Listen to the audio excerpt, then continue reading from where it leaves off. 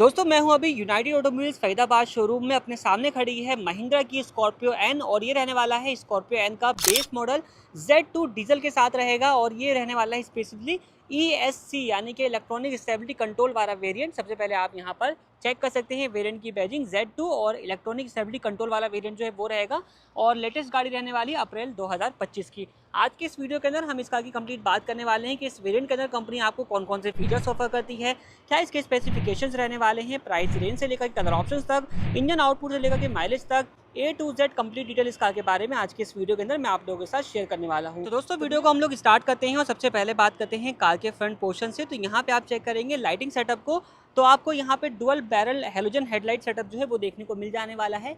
ये अपना low beam रहेगा जो कि हेलोजन बेस रहेगा और हाई बीम भी आपको सेम हेलोजन बेस ही देखने को मिल जाएगा।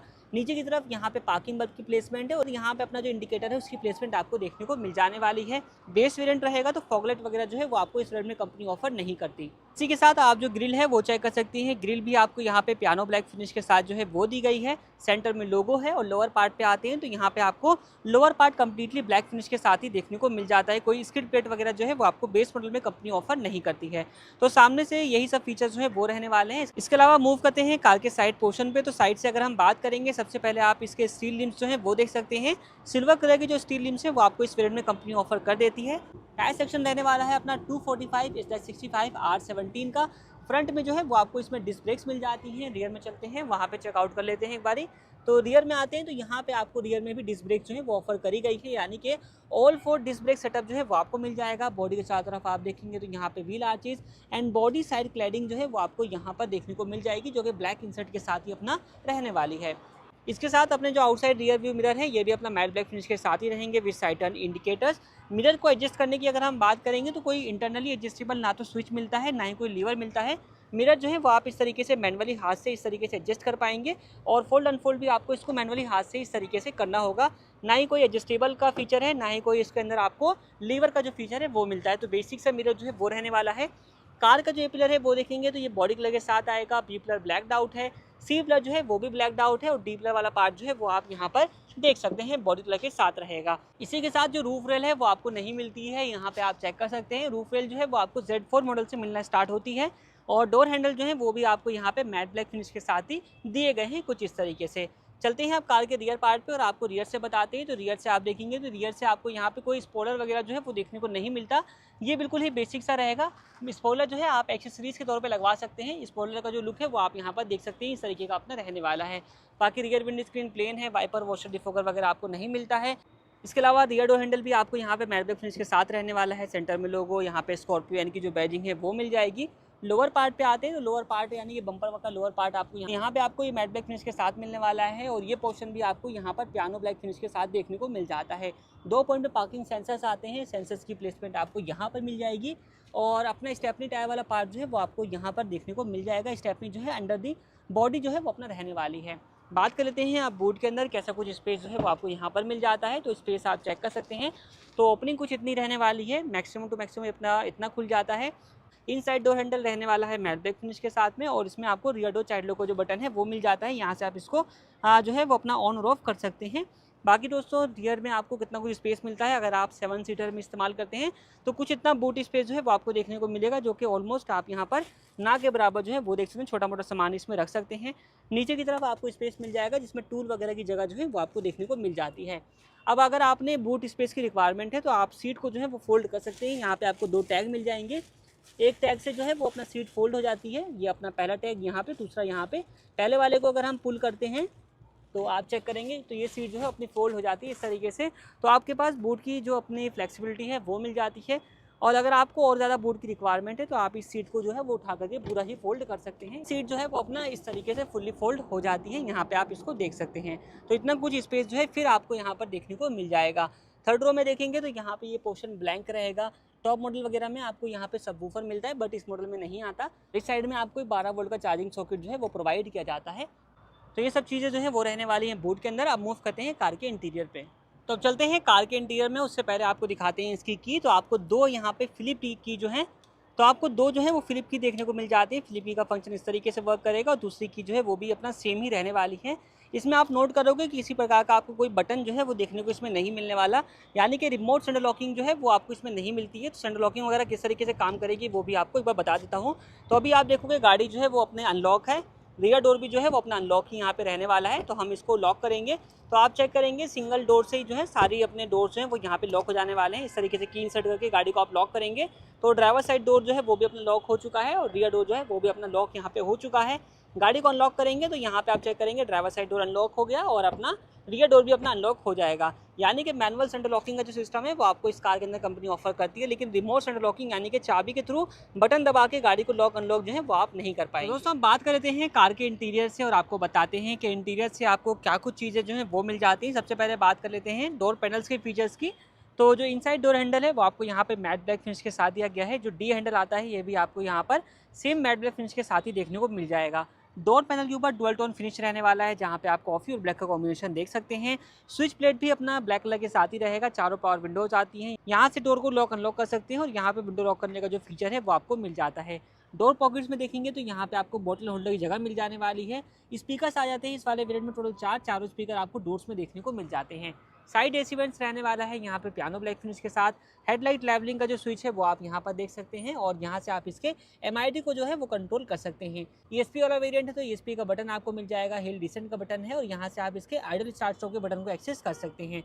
तीनों पैडल्स रहने वाले हैं और यहाँ से बोनट को ओपन करने का लीवर जो है वो आपको प्रोवाइड किया जाता है। दोस्तों बैठ चुका हूँ ड्राइवर सीट पर। यहाँ पर बैठने के बाद कैसा कुछ व्यू आता है वो आप चेक कर सकते हैं अपनी स्क्रीन के ऊपर। डुअल टोन का इंटीरियर आपको देखने को मिल जाएगा, जहाँ पे कॉफ़ी ब्लैक का जो कॉम्बिनेशन है वो यूज़ किया गया है। डोर पैनल्स पे भी सेम यही कॉम्बिनेशन आपको देखने को मिल जाएगा। स्टीयरिंग व्हील आप चेक कर सकते हैं, ये आपको यहाँ पे से माउंटेड कंट्रोल्स ऑफर किए जाते हैं। पियानो ब्लैक फिनिश रहेगा और यहाँ पर भी आपको पियानो ब्लैक इंसर्ट देखने को मिल जाता है। स्टीयरिंग व्हील के अंदर आपको एक अच्छा फीचर मिल जाता है कि यहाँ पे आपको एक लीवर दिया गया है, जिसकी हेल्प से आप इसके स्टीयरिंग व्हील को टिल्ट एडजस्ट में एडजस्ट कर सकते हैं। हेडलाइट आपको मैनुअल मिल जाती है और अपने वाइपर्स भी आपको मैनुअल ही दिए गए हैं। बात कर लेते हैं इस कार के अंदर मिलने वाले इंस्ट्रूमेंट क्लस्टर की। तो आपको यहाँ पे डिजिटल एंड एनालॉग टाइप जो इंस्ट्रूमेंट क्लस्टर है वो प्रोवाइड किया जाता है, जिसमें आप चेक करेंगे तो यहाँ पे आपको RPM मीटर देखने को मिल जाएगा और यहाँ पे आप चेक कर सकते हैं अपना रहने वाला है स्पीडोमीटर। सेंटर में आपको MID स्क्रीन जो है वो मिल जाती है, जिसमें आपको मल्टीपल इन्फॉर्मेशन देखने को मिल जाएगी।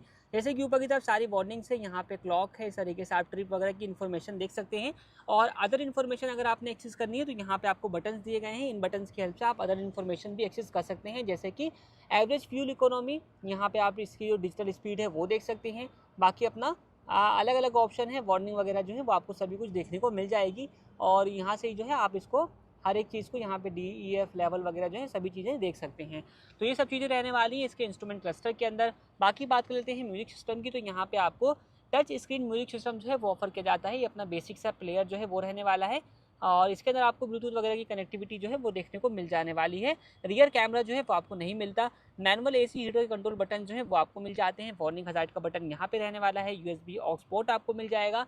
बाकी यहाँ पे कुछ इतना स्पेस रहने वाला है फ़ोन वगैरह को स्टोर करने के लिए। 6 स्पीड का मैनुअल ट्रांसमिशन आता है, जिसका गियर लीवर आप यहाँ पर देख सकते हैं। ये भी रहने वाला है अपना क्रोम फिनिश के साथ में। बाकी क्रोम फिनिश में आपको यहाँ पे parking brake lever, twin cup holders और आर्मरेस्ट वाले पार्ट के ऊपर प्लास्टिक फिनिश जो है वो देखने को मिल जाएगा।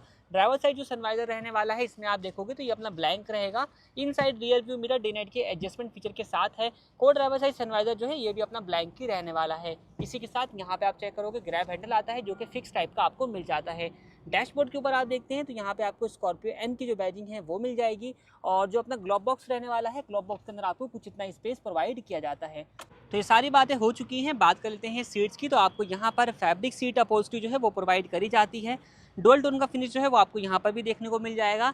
फ्रंट हेडरेस्ट आपको यहाँ पे एडजस्टेबल टाइप के दिए जाते हैं। इसके अलावा सीट एडजस्टमेंट की अगर हम बात करेंगे तो सीट को आप यहाँ से जो है वो रिक्लाइन एंगल में सेट कर सकते हैं। एक लीवर जो है वो आपको यहाँ पर मिल जाएगा और फॉरवर्ड बैकवर्ड करने का जो लीवर है वो आपको यहाँ पर दिया गया है।